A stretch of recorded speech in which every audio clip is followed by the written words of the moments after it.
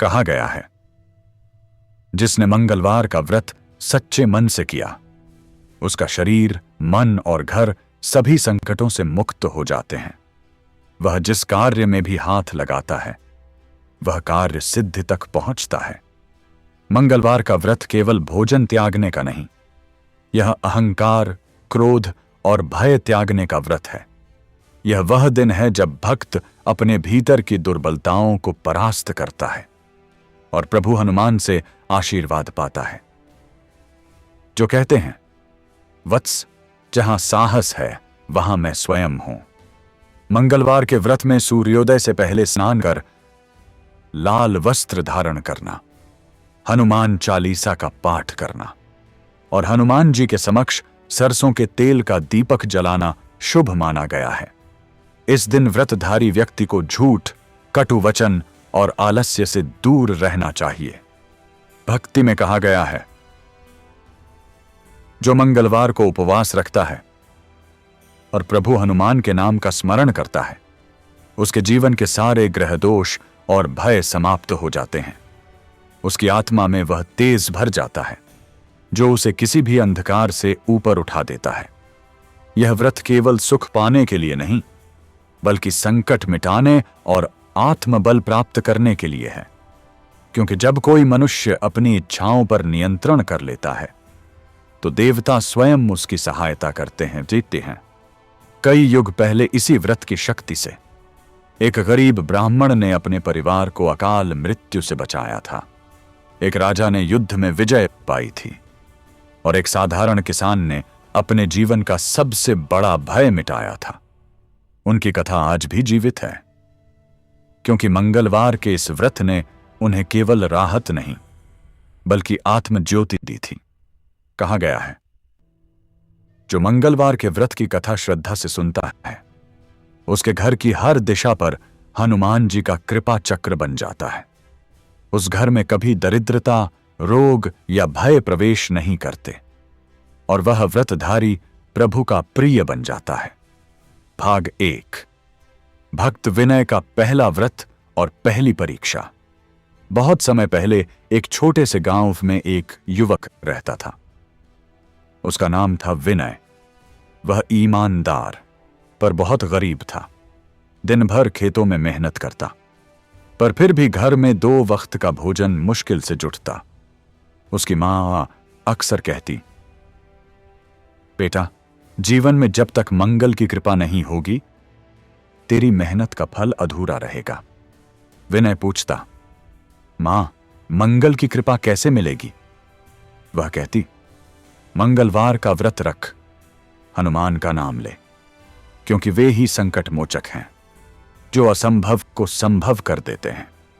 विनय ने उसी दिन निश्चय किया, अब से हर मंगलवार मैं व्रत रखूंगा। अगले मंगलवार सूरज उगा भी नहीं था और विनय नदी में स्नान करने चला गया। ठंडी हवा थी, शरीर कांप रहा था, पर मन अडिग था। उसने लाल वस्त्र पहने, प्रभु का नाम लिया, जय संकट मोचक हनुमान। उस दिन उसने कुछ नहीं खाया, सिर्फ जल पिया। संध्या को घर आया और प्रभु के नाम से कथा सुनने बैठ गया।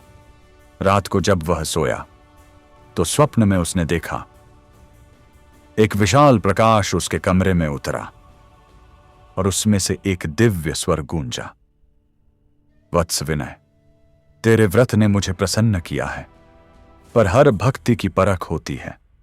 तेरी परीक्षा प्रारंभ है। सुबह जब विनय उठा तो देखा, उसका बैल, जो खेती का एकमात्र सहारा था, मर चुका था। वह रो पड़ा। लोग बोले, अब क्या करेगा विनय? वह बोला, अगर यह हनुमान जी की परीक्षा है तो मैं मुस्कुराकर दूंगा यह उत्तर। और उसने अगले मंगलवार फिर व्रत रखा, बिना किसी शिकायत के। रात को फिर वही आवाज आई, वत्स, तू डरा नहीं, इसलिए तेरा नाम मेरे भक्तों में अमर होगा। धीरे धीरे उसके जीवन में चमत्कार होने लगे। पड़ोसी जो पहले मदद से इनकार करते थे, अब स्वयं आकर सहायता करने लगे। और एक दिन उसी खेत में जहां विनय रोया था, उगाया सोने जैसा गेहूं, जैसे स्वयं मंगलदेव ने धरती को आशीर्वाद दिया हो। सार भाग 1 का संदेश। यह भाग सिखाता है कि भक्ति की शुरुआत हमेशा परीक्षा से होती है। विनय ने दुहक में भी विश्वास नहीं छोड़ा और यही उसे संकट मोचक के निकट ले आया। जो मंगलवार के दिन यह भाग श्रद्धा से सुनेगा, उसके जीवन से प्रारंभिक संकट मिट जाएंगे, उसके कर्मों में शुभता और घर में स्थिरता आएगी।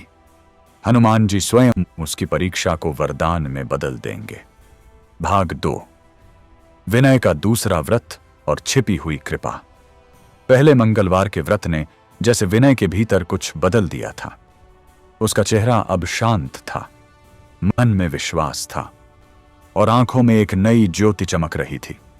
परंतु भक्ति का मार्ग आसान नहीं होता, क्योंकि जब ईश्वर कृपा देते हैं तो पहले मनुष्य की दृढ़ता की परीक्षा लेते हैं। दूसरा मंगलवार आया। विनय ने फिर प्रातःकाल स्नान किया, लाल वस्त्र पहने, तेल का दीप जलाया और कहा, हे संकट मोचक हनुमान, आपने मुझसे कहा था कि परीक्षा अब भी पूरी नहीं हुई, तो मैं तैयार हूं, क्योंकि मेरा विश्वास आप पर है। उस दिन वह खेत पर गया, पर अचानक आकाश में बादल छा गए, तेज आंधी चली, बिजली कड़की और देखते ही देखते उसके खेत में लगी फसल ओलों की बारिश में नष्ट हो गई। गांव के लोग बोले, अब क्या करेगा विनय, तूने तो सब कुछ गंवा दिया। विनय की आंखों में आंसू थे, पर उसने मुस्कुराकर कहा, फसल तो गई है, पर मेरा विश्वास अभी भी हरा है, वह फसल भी लौटेगी। शाम को वह घर आया। अपने झोपड़े में बैठकर हनुमान चालीसा का पाठ किया और कहा, प्रभु, यदि यह परीक्षा है तो मैं इसे आपकी इच्छा मानकर स्वीकार करता हूं। रात हुई, वह ध्यान में लीन हुआ। अचानक हवा थम गई, कमरे में हल्की लाल रोशनी फैल गई और एक मधुर स्वर गूंजा, वत्स विनय, तू अपने विश्वास में अडिग है। जो अपने नुकसान में भी मुझे धन्यवाद देता है, उसे संसार का कोई दुहक छू नहीं सकता। पर अभी तेरी भक्ति अधूरी है, अब मैं तेरे घर स्वयं आऊंगा। विनय ने देखा, उसके दीपक की लौ तेज हो गई और उसी लौ से जैसे एक दिव्य आभा निकली। वह आभा धीरे धीरे कमरे में घूमने लगी, फिर उसकी झोपड़ी की दीवारों पर ठहर गई। विनय कांप उठा। वह जान गया, यह कोई साधारण प्रकाश नहीं, यह स्वयं हनुमान की उपस्थिति है। उसने आंखें बंद की और कहा, प्रभु, यह गरीब आपके चरणों में प्रणाम करता है, पिता है। उस क्षण एक आवाज आई, वत्स, आज से तेरा घर मेरा निवास स्थान होगा।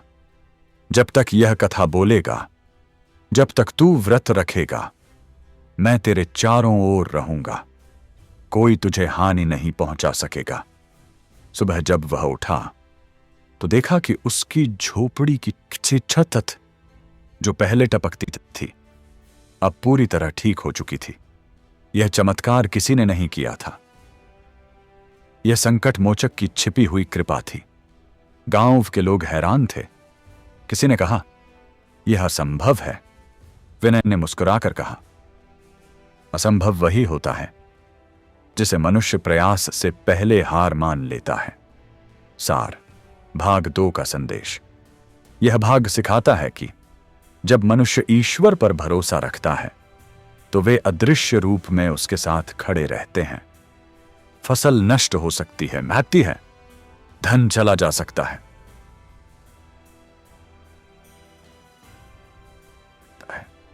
उसके घर में कृपा स्थायी रहती है। जो मंगलवार के दिन यह भाग श्रद्धा से सुनेगा, उसके घर में अदृश्य रूप से हनुमान जी का निवास रहेगा।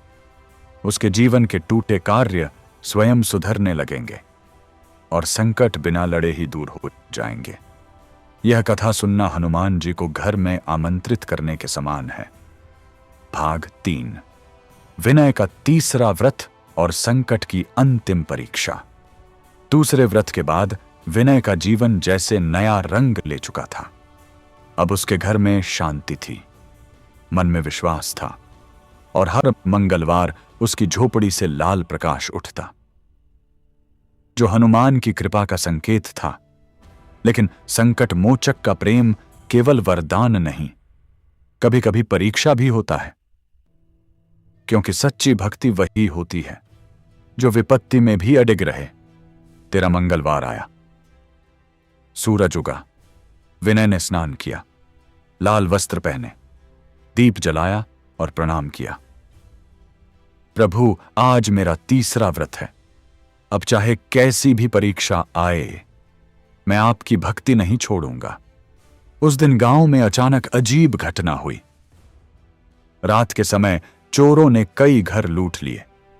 सुबह जब लोग जागे तो सारा गांव विनय के घर की ओर देखने लगा, क्योंकि चोरों का सामान उसके घर के सामने पड़ा मिला। लोगों ने बिना सोचे समझे कहा, यही चोर है, यही हमारी बर्बादी का कारण है। विनय कुछ बोल न सका। वह रोया नहीं, बस शांत होकर बोला, अगर यह भी प्रभु की इच्छा है तो मैं इसे भी स्वीकार करता हूं। गांव वालों ने उसे बांध दिया और पंचायत के सामने ले गए। वहां सभी उसे दोषी ठहराने लगे। उसकी मां रोती रही, पर किसी ने बात नहीं मानी। विनय के मन में एक ही विचार था, प्रभु, यह आपकी परीक्षा है, मैं आप पर विश्वास रखूंगा।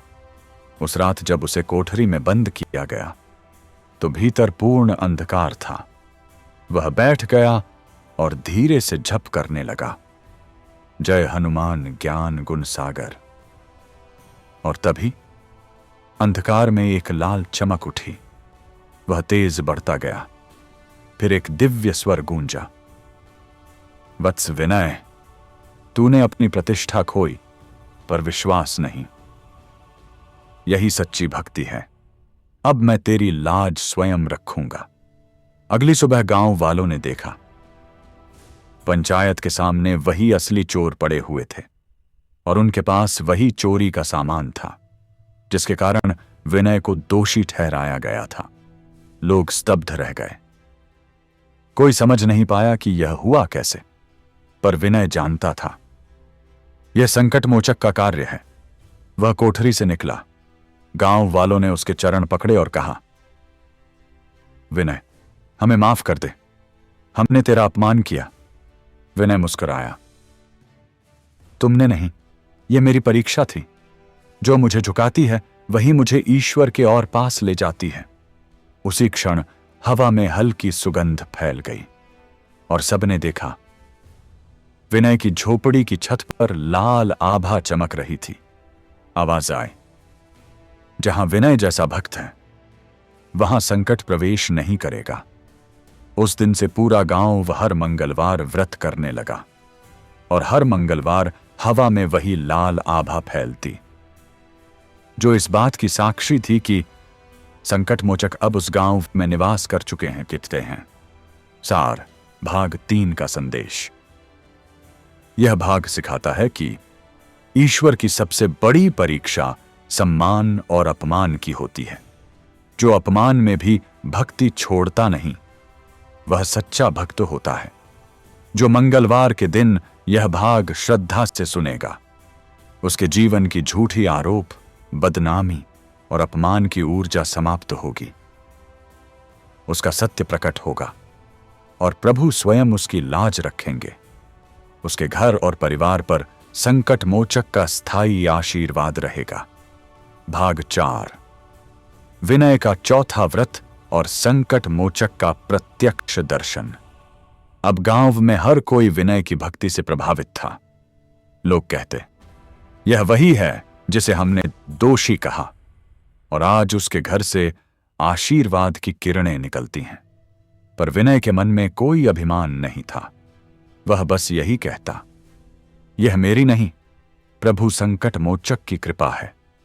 तीसरे व्रत की परीक्षा समाप्त हुई थी, पर चौथा मंगलवार आने से पहले हवा में एक अलग सी शांति थी।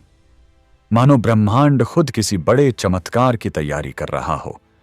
सूर्योदय से पहले विनय उठा, स्नान किया, लाल वस्त्र पहने, हनुमान जी के सामने दीप जलाया और कहा, प्रभु, आज मेरा चौथा व्रत है। अब जो कुछ होगा वह आपकी इच्छा है। उसने पूरे दिन कुछ नहीं खाया, सिर्फ प्रभु का नाम लिया। शाम को वह अकेला नदी किनारे गया, जहां वह हमेशा ध्यान करता था। हवा ठंडी थी पर मन शांत। वह बोला, हे संकट मोचक, मैंने सब सहा, गरीबी, हानि, अपमान, पर हर बार मैंने आपका ही सहारा लिया। अब मेरे पास कुछ मांगने को नहीं है, बस आपकी उपस्थिति चाहिए। उसके ये शब्द पूरे वातावरण में गूंज गए। अचानक आकाश में तेज प्रकाश उठा, धरती हल्का सा कांपी और हवा में सुगंध फैल गई। नदी का जल स्थिर हो गया, जैसे समय ठहर गया हो। विनय ने आंखें खोलीं और देखा कि उसके सामने स्वयं हनुमान खड़े हैं। प्रज्ञा, उनका स्वरूप वज्र जैसा तेजस्वी, पर नेत्रों में सागर जैसी करुणा। उनकी गदा से प्रकाश निकल रहा था और उनके पीछे लाल प्रभामंडल चमक रहा था। विनय के शरीर में कंपी दौड़ गई। वह तुरंत भूमि पर गिर पड़ा और बोला, प्रभु, मैं धन्य हो गया।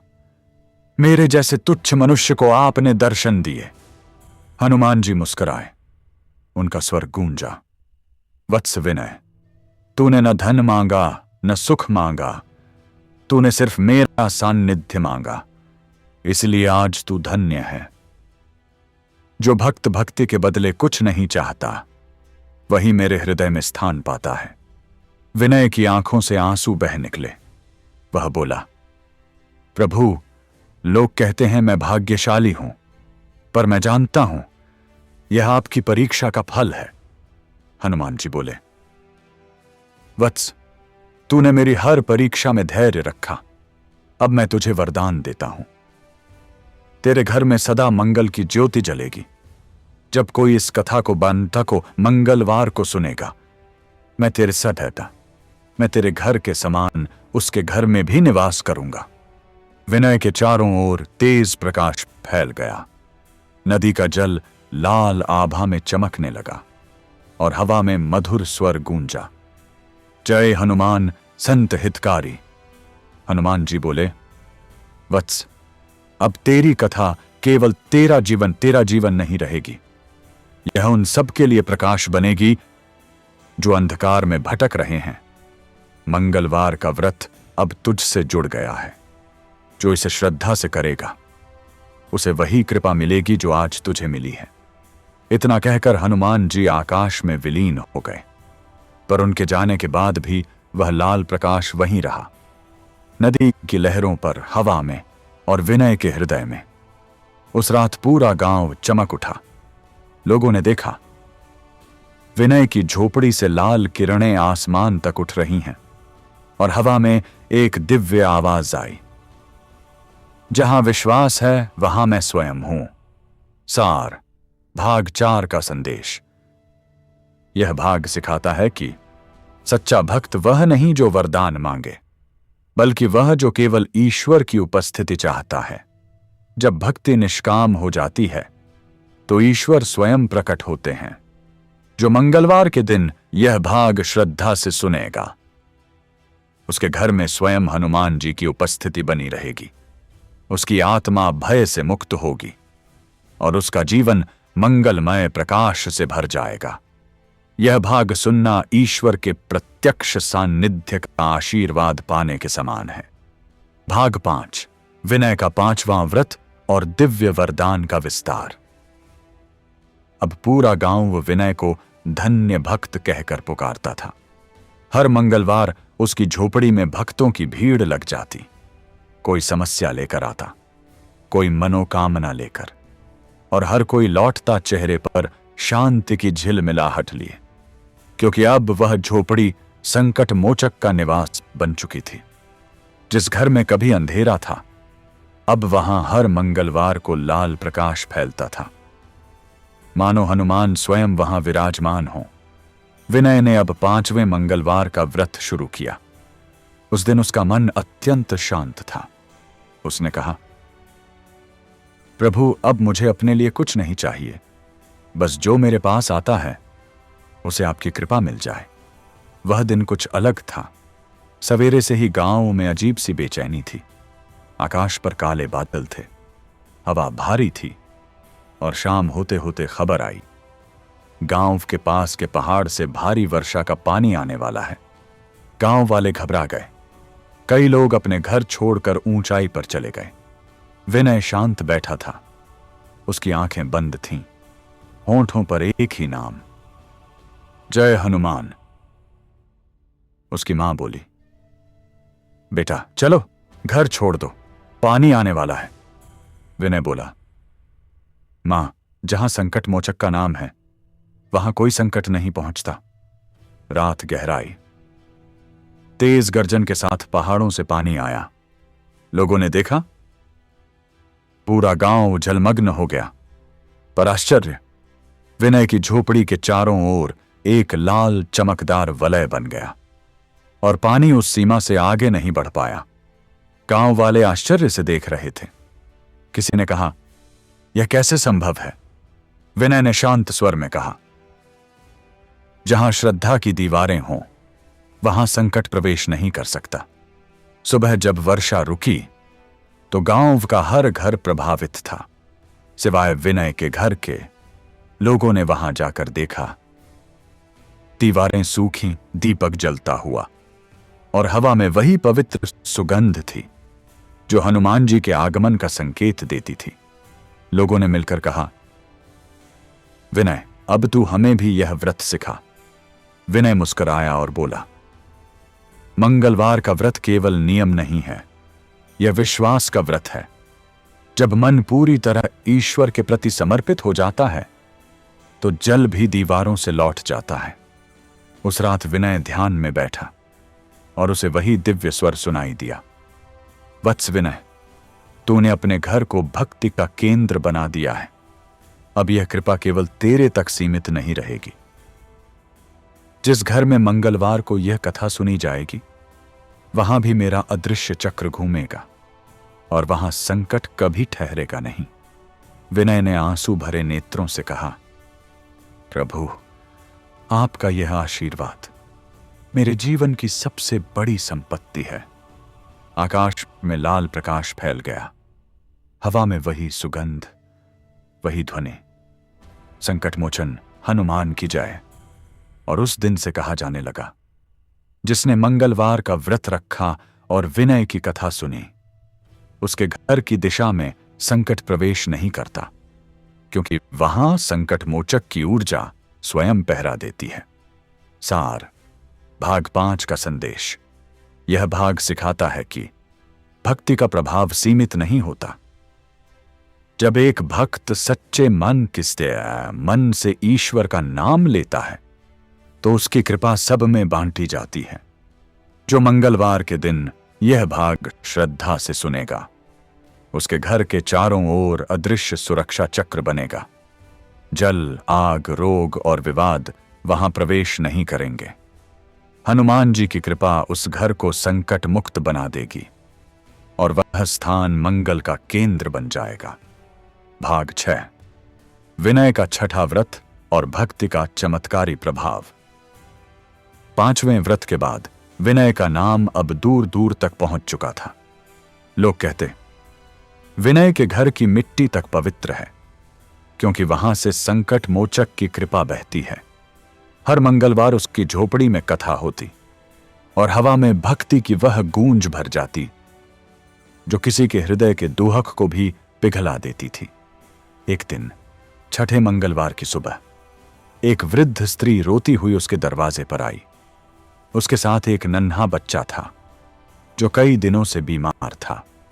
वह बोली, बाबा विनय, मेरे बेटे में अब प्राण नहीं बचे। डॉक्टर हार गए, दवा काम ना आई। मुझे कहा गया कि मंगलवार को तेरा आंगन वरदान देता है। क्या तू मेरे बच्चे के लिए प्रार्थना करेगा? विनय ने उस बच्चे को अपनी गोद में लिया, उसके माथे पर हाथ रखा और शांत स्वर में बोला, हे संकटमोचक, यह बालक तुम्हारा अंश है। इसकी सांस तुम्हारे आदेश से चलती है। यदि मेरी भक्ति में तनिक भी सच्चाई है तो इसे जीवन दो। फिर उसने अपने दीपक की लौ के सामने बच्चे को रखा और हनुमान चालीसा का पाठ करने लगा। जैसे ही अंतिम चौपाई समाप्त हुई, दीपक की लौ 3 गुना बड़ी हो गई और कमरे में एक मधुर सुगंध फैल गई। बच्चे ने धीरे धीरे आंखें खोलीं। विनय की आंखों से आंसू बह निकले। वृद्धा जमीन पर गिर पड़ी और बोली, प्रभु, यह क्या चमत्कार है? विनय ने मुस्कुराकर कहा, चमत्कार नहीं मां, यह संकटमोचक की दया है। जब प्रेम और विश्वास एक साथ जुड़ते हैं तो मृत्यु भी झुक जाती है। पूरा गांव यह दृश्य देखने दौड़ा। लोगों ने देखा, झोपड़ी की दीवारों से हल्का लाल प्रकाश निकल रहा था। वातावरण में जय हनुमान की ध्वनि स्वयं उठी। रात को विनय ध्यान में बैठा था।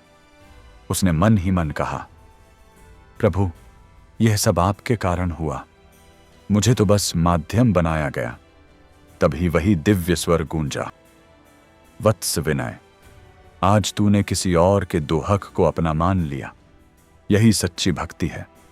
आज से तेरे आंगन में जो भी दोहक लेकर आएगा वह खाली नहीं जाएगा। यह मेरा वचन है। विनय ने सिर झुका दिया। उसकी आंखों से आंसू बहे, पर उन आंसुओं में दुख नहीं, सिर्फ कृतज्ञता थी। उस दिन से गांव में कहा जाने लगा, जिसके घर में विनय की कथा बोली जाए वहां रोग नहीं टिकते, और जहां रोग न टिके वहां गरीबी का नाम नहीं रहता। लोग दूर दूर से आने लगे। किसी का बच्चा बीमार, किसी का घर कलह से भरा, किसी का व्यापार रुका, और सभी को एक ही उपाय बताया जाता, मंगलवार का व्रत रखो और संकट मोचक का नाम लो। धीरे धीरे विनय का घर आस्था का मंदिर बन गया। वह हमेशा कहता, प्रभु मेरे नहीं, सबके हैं, मैं केवल उनका सेवक हूं। सार भाग 6 का संदेश। यह भाग सिखाता है कि भक्ति तब पूर्ण होती है जब मनुष्य दूसरों के दुख को अपना मान लेता है। जो दूसरों की सहायता करता है उसके घर में ईश्वर स्वयं निवास करते हैं। जो मंगलवार के दिन यह भाग श्रद्धा से सुनेगा उसके घर से रोग, दुख और भय समाप्त होंगे। जो यह कथा सुनते हुए किसी अन्य के लिए मंगल कामना करेगा उसकी वह इच्छा तुरंत पूर्ण होगी, क्योंकि संकट मोचक की कृपा करुणा के साथ बहती है। भाग 7, विनय का 7वां व्रत और अग्नि से रक्षा का चमत्कार। छठे व्रत के बाद से विनय का घर अब केवल एक झोपड़ी नहीं रहा, वह श्रद्धा का तीर्थ बन चुका था। हर मंगलवार वहां घंटियां बजती, भक्त आते, कथा होती और हवा में सुगंध भर जाती। लोग कहते, जहां विनय है वहां संकट टिकता नहीं। पर विनय के मन में अब भी वही विनम्रता थी। वह कहता, मैं कुछ नहीं करता, सब संकट मोचक करते हैं। 7वां मंगलवार आया। भोर का समय था। आकाश में लालिमा फैल रही थी और विनय ने दीप जलाकर कहा, प्रभु, आज मेरा 7वां व्रत है। आपकी कृपा से मैं सुरक्षित हूं। अब मेरे गांव की रक्षा कीजिए। दिन शांत था, पर शाम को अचानक हवा बदल गई। तेज आंधी चली और उसी के साथ गांव के कोने से धुआं उठने लगा। कुछ ही पलों में आग ने कई घरों को घेर लिया। लोग चीखने लगे, बचाओ, आग फैल रही है। विनय दौड़ता हुआ पहुंचा। उसने देखा, हवा के साथ लपटें उसके घर की ओर बढ़ रही थीं, पर उसने भागने के बजाय अपने दरवाजे पर दीपक रखा। हाथ जोड़कर बोला, हे संकट मोचक, यह गांव आपका है। अगर आज आप रक्षा नहीं करेंगे तो यह मेरा नहीं, आपकी परीक्षा होगी। लपटें और तेज हुईं, पर तभी हवा का रुख अचानक पलट गया। आग की दिशा बदल गई। जो घर जल रहे थे वह बुझने लगे। गांव वाले दंग रह गए।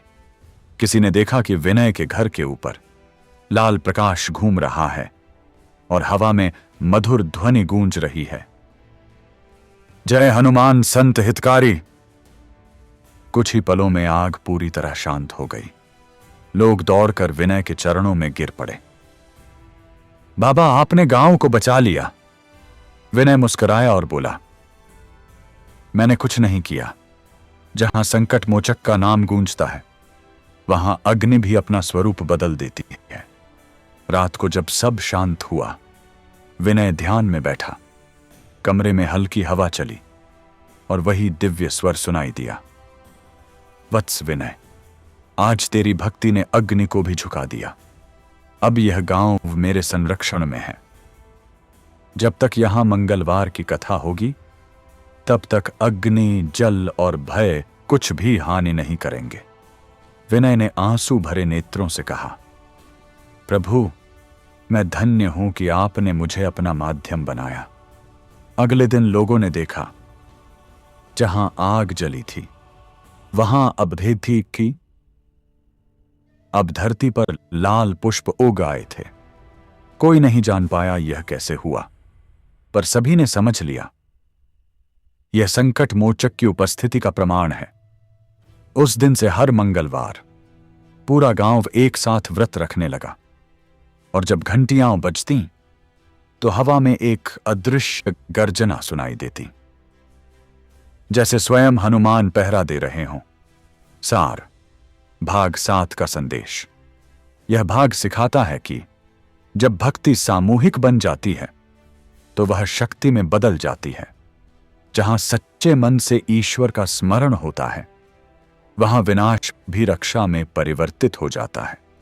जो मंगलवार के दिन यह भाग श्रद्धा से सुनेगा, उसके घर को अग्नि, जल या कोई प्राकृतिक विपत्ति हानि नहीं पहुंचा सकेगी। हनुमान जी की अदृश्य शक्ति उसके चारों ओर रक्षा चक्र बनाए रखेगी, और जिस घर में यह कथा होगी, वहां भय का नाम भी मिट जाएगा। भाग 8, विनय का 8वां व्रत और राजा का परिवर्तन।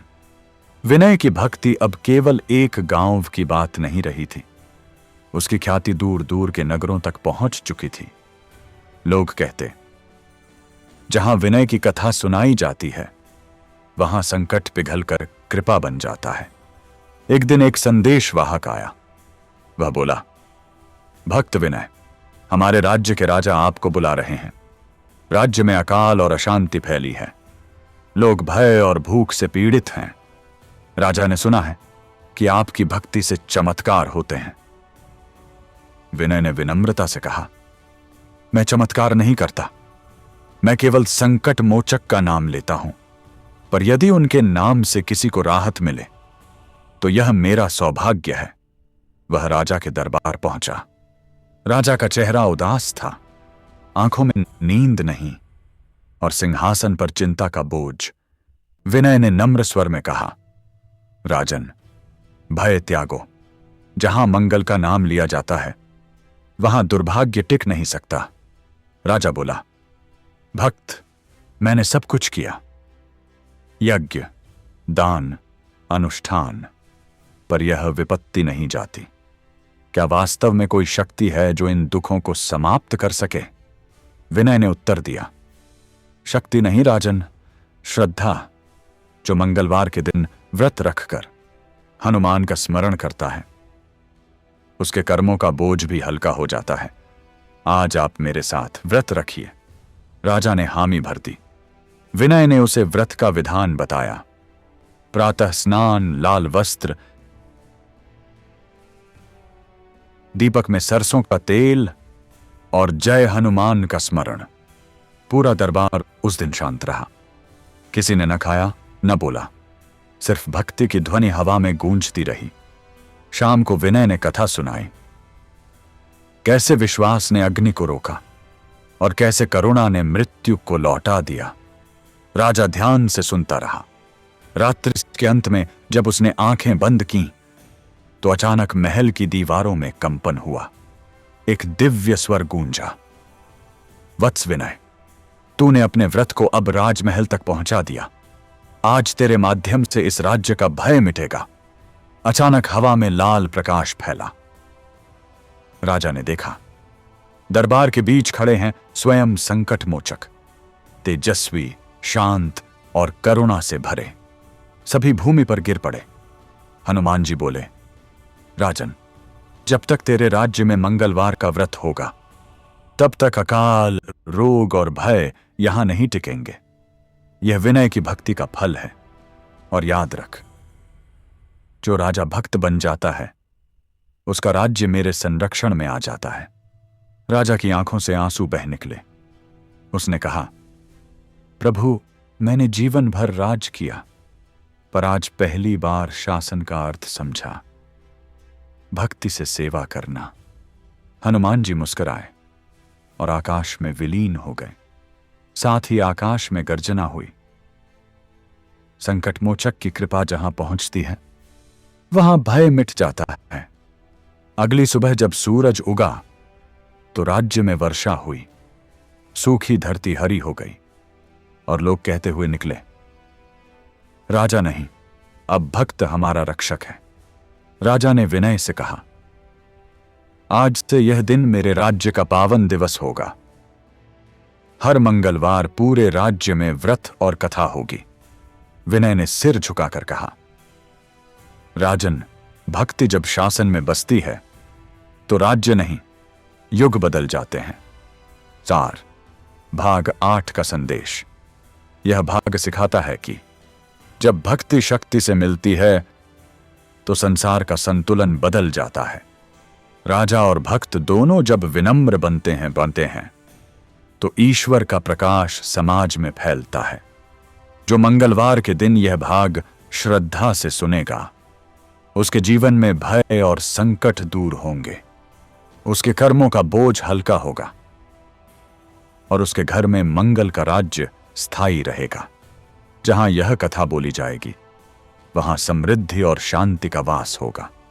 भाग 9, विनय का नवां व्रत और पापी का उद्धार।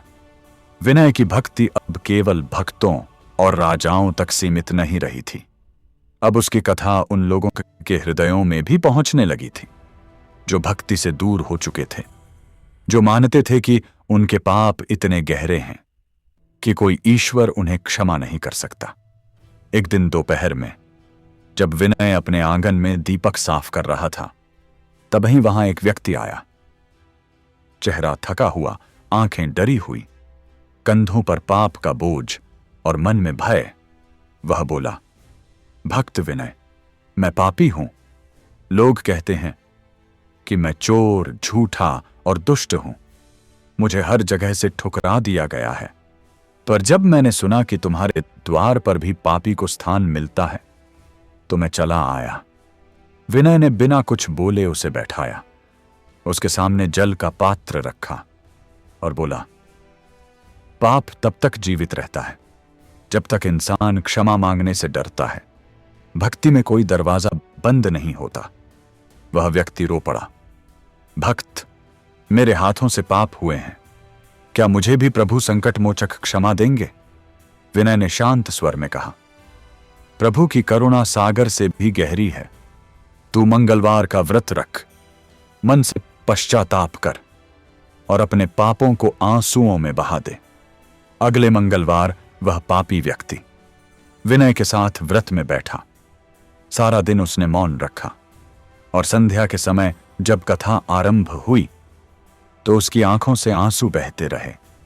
विनय ने कथा के अंत में कहा, हे संकट मोचक, जिसने आज अपने जीवन का अंधकार स्वीकार किया है, उस पर आपकी कृपा अवश्य बरसे।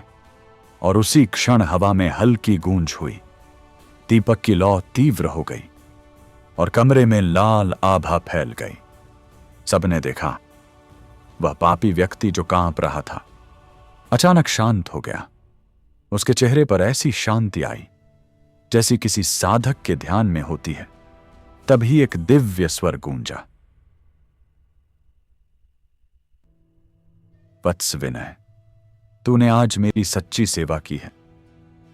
जिसने भटकी आत्मा को लौटाया, उसने मेरे हृदय को प्रसन्न किया। यह व्यक्ति आज से पापी नहीं, मेरा भक्त है।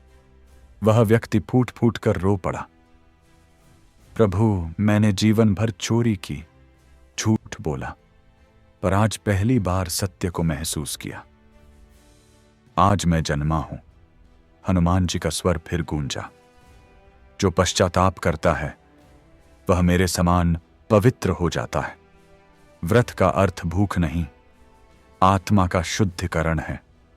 विनय, तेरे व्रत से आज एक आत्मा मुक्त हुई। यह तेरी सबसे बड़ी साधना है। प्रकाश मंद हुआ, कमरे में शांति छा गई, पर हवा में वह दिव्य सुगंध रह गई जो संकट मोचक की उपस्थिति का प्रतीक थी। अगले दिन वह व्यक्ति गांव के मंदिर गया और सबके सामने बोला, मैं अब वह नहीं जो था। मंगलवार के व्रत ने मुझे नया जीवन दिया। जिसे विनय ने भक्ति सिखाई उसे हनुमान जी ने क्षमा दे दी। उस दिन से गांव के लोग कहते, यह कथा केवल सुख देने वाली नहीं, यह आत्मा को पुनर्जन्म देने वाली है। विनय मुस्कुराता और कहता, भक्ति का अर्थ यही है, किसी और को ईश्वर तक पहुंचने में सहायता देना। सार, भाग 9 का संदेश। यह भाग सिखाता है कि ईश्वर केवल पुण्यवानों के नहीं बल्कि पश्चाताप करने वालों के भी होते हैं। जो अपने पापों को स्वीकार कर भक्ति में लौटता है वह ईश्वर का प्रिय बन जाता है। जो मंगलवार के दिन यह भाग श्रद्धा से सुनेगा उसके पाप क्षीण होंगे। उसके हृदय में करुणा और क्षमा का भी भाव जन्म लेगा और संकट मोचक की कृपा उसे अंधकार से बाहर निकाल देगी। इस कथा को सुनना आत्मा का पुनर्जन्म है। भाग 11, विनय का 11वां व्रत और अमर कृपा का वरदान। मंगल ज्योति के अवतरण के बाद विनय का गांव एक तीर्थ जैसा बन गया था। हर मंगलवार को वहां घंटियां बजती, सुगंध फैलती और आकाश में हल्की लालिमा छा जाती, मानो स्वयं हनुमान अदृश्य रूप में उपस्थित हों। अब केवल गांव वाले ही नहीं, दूर दराज के लोग भी आते, कभी किसी की मनोकामना लेकर, कभी किसी की आशा लेकर, और हर कोई लौटता तो कहता, यहां भक्ति नहीं चमत्कार बोलता है। विनय शांत रहता। वह कभी अपने नाम का गौरव नहीं लेता। वह कहता, यह सब संकट मोचक का खेल है। मैं तो केवल एक दीपक हूं जिसमें उनकी ज्योति जलती है। 11वां मंगलवार आया। उस दिन गांव के चारों ओर वातावरण बिल्कुल अलग था। हवा में पवित्रता थी और विनय के मन में एक अनोखी शांति। वह प्रातःकाल नदी किनारे पहुंचा, स्नान किया, लाल वस्त्र पहने और हाथ जोड़कर कहा, हे संकट मोचक, अब मैंने जीवन का हर सुख दुहक देख लिया। यदि आज कुछ मांगना हो तो केवल इतना कि मेरी कथा, मेरी भक्ति और आपकी कृपा कभी समाप्त न हो। फिर वह गांव लौटा और कथा आरंभ की। भक्तों की भीड़ पहले से कहीं बड़ी थी। सभी मौन थे। सिर्फ विनय की आवाज गूंज रही थी, शांत, गंभीर और भक्ति से भरी। जब कथा समाप्त हुई, विनय ने दीपक की ओर देखा और बोला, प्रभु, आज मेरा 11वां व्रत है। मैं आपकी उपस्थिति का साक्षी हूं, पर आज मैं चाहता हूं कि हर उस हृदय में आप बसें जहां यह कथा पहुंचे। अचानक हवा में कंपन हुआ। दीपक की लौ आकाश तक उठी और पूरे गांव में लाल प्रकाश फैल गया। धरती कांप उठी, पर यह भय की नहीं, कृपा की कंपी थी। सब लोग चौंके क्योंकि आकाश में एक दिव्य आकृति उभर रही थी। वह स्वयं हनुमान जी थे। उनकी आंखों में करुणा, चेहरे पर आशीर्वाद का तेज और उनके चरणों के पास विनय नतमस्तक था। हनुमान जी बोले, वत्स विनय, तेरी भक्ति ने अब सीमाएं पार कर ली हैं। तूने अपने लिए कुछ नहीं मांगा, इसलिए अब मैं तुझे ऐसा वरदान देता हूं जो केवल सबसे सच्चे भक्त को मिलता है। विनय ने कांपते स्वर में कहा, प्रभु मैं तो तुच्छ हूं, मेरे जीवन का एक एक श्वास आपका नाम है। हनुमान जी मुस्कुराए और बोले, वत्स, आज से तेरी आत्मा मेरी भक्ति का दीपक बन जाएगी। जहां जहां यह कथा सुनी जाएगी वहां तू अदृश्य रूप में उपस्थित रहेगा, लोगों को प्रेरणा देगा और उनकी भक्ति को जागृत करेगा। तेरी कथा कभी समाप्त नहीं होगी, यह युगों तक सुनाई जाएगी। विनय की आंखों से आंसू बह निकले। उसने हाथ जोड़कर कहा, प्रभु यह मेरा पुनर्जन्म है, अब मेरा जीवन केवल आपका नाम है।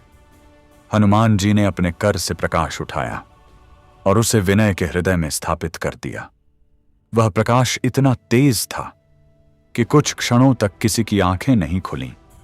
जब सबने देखा तो विनय वहीं ध्यान मग्न बैठा था, पर उसके शरीर से तेज निकल रहा था।